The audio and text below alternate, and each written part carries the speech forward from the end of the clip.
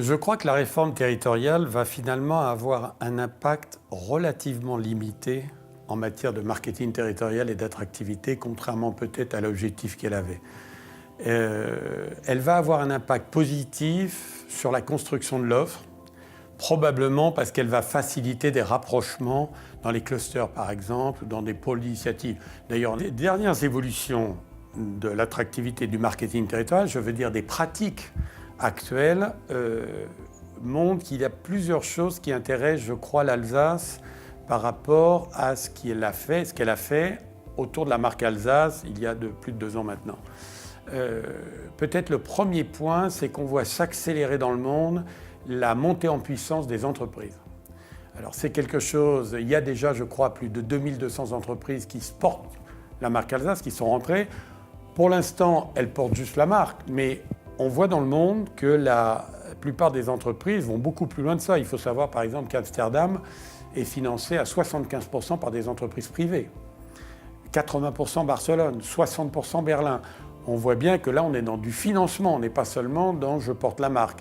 Et donc, on voit que l'enjeu, la montée en puissance des entreprises qui sont en train, pardonnez-moi l'expression, qui sont en train de prendre la main un peu en matière de marketing territorial, ça, c'est un enjeu considérable pour l'Alsace.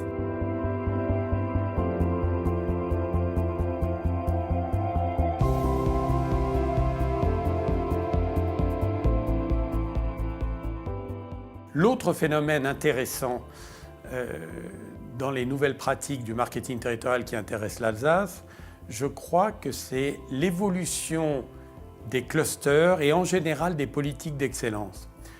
Je vais prendre l'exemple de Lyon. Lyon a créé un écosystème d'excellence absolument remarquable. Il y a la Fête de la Lumière. De la Fête de la Lumière, on a lancé le cluster Lumière avec l'école, puis l'Association internationale des villes de lumière, lancée par la ville de Lyon et présidée par elle, puis un salon de la lumière qui s'appelle Lumiville, et puis enfin de l'ingénierie. Aujourd'hui, Dubaï vient de faire la Fête de la Lumière, le tout financé par Dubaï, avec des royalties qui sont remontées vers la ville. C'est des nouveaux écosystèmes d'excellence qui peuvent inspirer l'Alsace. On ne voit pas pourquoi on ne montrerait pas un écosystème autour de Noël. Avec des clusters, avec des salons internationaux, qui ne sont pas d'ailleurs forcément lieu qu'au moment de Noël, où il y a déjà beaucoup de monde. Mais voilà, on peut imaginer dans des tas de domaines en Alsace peut-être s'inspirer de ça. Voilà, et le dernier, pour moi, peut-être le dernier phénomène qui vraiment interpelle l'Alsace aujourd'hui, c'est la puissance aujourd'hui des ambassadeurs dans les stratégies d'attractivité.